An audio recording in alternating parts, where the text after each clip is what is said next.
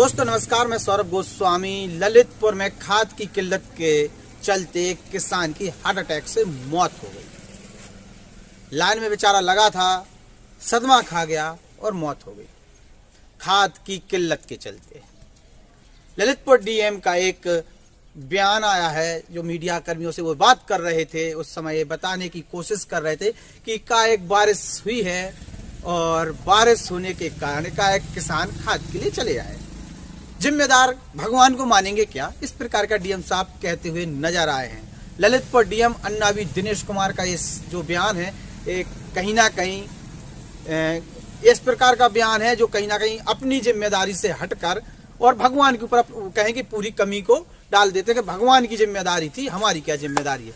ये आईएएस हैं, समझ में नहीं आता है क्या ललितपुर डीएम अन्नावी दिनेश कुमार और उनकी ब्यूरोक्रेसी को पता नहीं था कि नवदुर्गों के बाद किसान खेती करते हैं। अधिकांश किसान नवदुर्गों में ही खाद की व्यवस्था कर लेते हैं और वो खेती करते हैं। वो अधिकांश नवदुर्गों के समय बारिश भी होती है तो वो अमृत वर्षा के तौर पर किसान देखते हैं। और डीजल की जो स्थिति है, डीजल के जो भाव है, उससे कहीं ना कहीं किसानों को एक लाभ होता है कि बारिश हो जाएगी तो पहला पानी जो है वो हमें नहीं देना होगा और हमारी बोनी हो जाएगी। एवरेज माने तो 30 से लेके करीबन 70,000 रुपए का लाभ सीधा सीधा किसान के लिए, जो आम किसान है उसके लिए होता। लेकिन ललितपुर प्रशासन या कहेंगे ललितपुर डीएम की सुस्त कार्यप्रणाली, ललितपुर डीएम का ये कहेंगे बिल्कुल कहीं गैर जिम्मेदार काम का एक नतीजा है कि यह स्थिति सामने आई है। क्या ललितपुर डीएम और उनके संबंधित विभाग के लिए जानकारी नहीं थी कि किसानों के लिए खाद की आवश्यकता पड़ती है, वो बारिश भी हो सकती है। हर साल की तरह साल क्यों कमी ऐसी उत्पन्न हो गई। कहीं ना कहीं प्रशासन पूरी तरीके से कहें कि सरकार के सारे पे अपना काम करता हुआ नजर आ रहा था और सरकार की वाह वाह करने में वो लगे थे, उनके कार्यक्रम में वो व्यस्त थे। इस तरफ किसी का ध्यान ही नहीं गया, ध्यान ही नहीं गया। ये साफ साफ दिखाई दे रहा है। एक किसान लाइन में लगा रहा और उसकी मौत हो गई। उस मौत का जिम्मेदार कौन है? सांसद, विधायक, मंत्री, प्रभारी मंत्री। ललितपुर को 4 बड़े नेता चला रहे हैं। इसके बाद पूरी ब्यूरोक्रेसी खड़ी हुई है, लेकिन व्यवस्थाओं के नाम पर केवल अव्यवस्थाएं देखने को मिल रही हैं। जनता की समस्याओं का निदान समय पर हो ही नहीं पा रहा है। ललितपुर में जगह जगह किसान चक्का जाम कर रहे थे। अधिकारी और पुलिस उन्हें मनाने में लगी थी, आश्वासन देने में लगी थी। 6 से 7 दिनों से स्थिति बनी हुई है। सोचिए कितना बड़ा दुर्भाग्य की बात है। जिस जनता ने सरकार बनाई, उन्हें सत्ता में लेके आए, प्रधानमंत्री हो चाहे मुख्यमंत्री हो, केवल ढिघोसले देते रहते हैं किसानों के नाम के।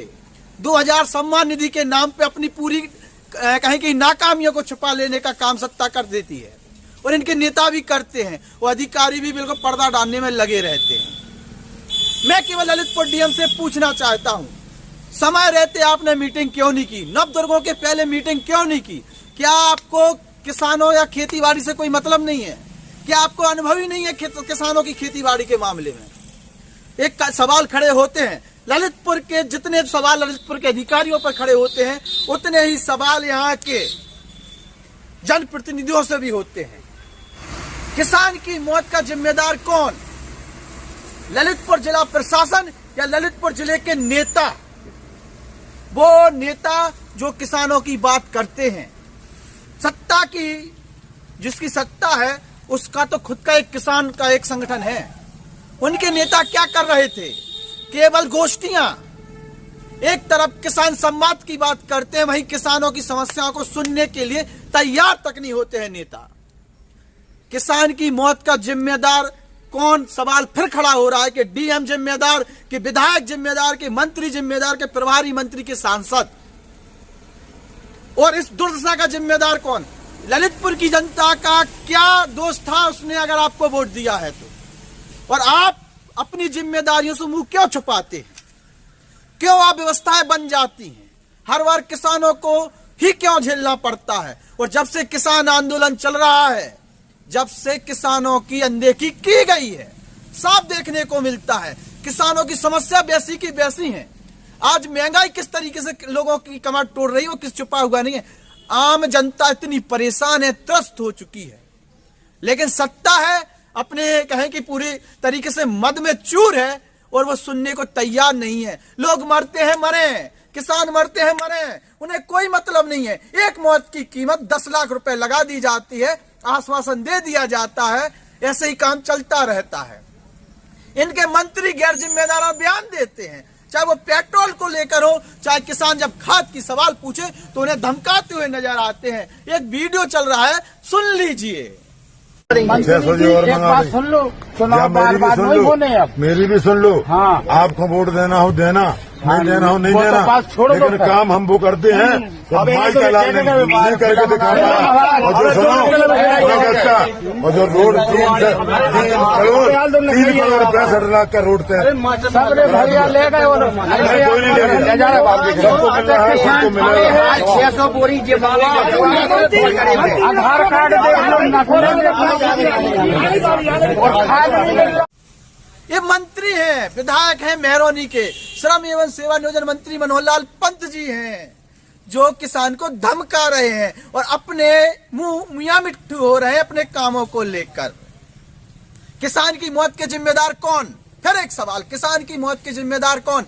डीएम, यहाँ के स्थानीय अधिकारी कौन? और किन पर कार्रवाई होगी?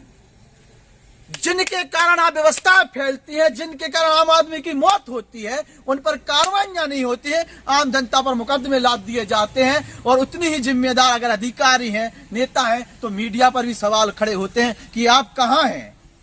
कि चरण वंदना में लगे रहेंगे कि पूछेंगे भी कि बताइए किसान की मौत का जिम्मेदार कौन है, कौन है? और ऐसे कब तक चलता रहेगा? खाद की समस्या का निदान कब होगा? ललितपुर डीएम बताएं, आश्वासन से काम नहीं होगा, काम चाहिए। देखते हैं समस्या का निदान कब तक होता है। हम जनता के बीच में, जनता खुलकर अपनी बात रख भी रही है। करवा चौथ का दिन है और महिला है सुबह से भूखी प्यासी बैठी हुई हैं एक खाद की बोरी के लिए। एक खाद की बोरी ही मिलेगी 1 एकड़ पर, चाहे जितने चाहे लोग आए लाइन में लगे रहे, लेकिन मिलेगी एक खाद की बोरी। ये स्थिति आ गई है। यही अच्छे दिन है कि खाद की बोरी के लिए लाइन लगाए रहे। पहली बार ऐसा होगा कि खाद की बोरियों के लिए लाइन लगा रहे लोग, और अधिकारी और नेता नजारत से नजर आ रहे हैं, केवल अपने आला अधिकारियों को, आला नेताओं को साधने में लगे हैं। जनता से कोई लेना देना नहीं है। 2022 का क्या दृश्य होगा कमेंट बॉक्स में जरूर लिखें। और क्या वास्तविकता में खाद की समस्या है? और इस खाद की समस्या का जिम्मेदार कौन है? डीएम कि यहाँ के नेता? नमस्कार।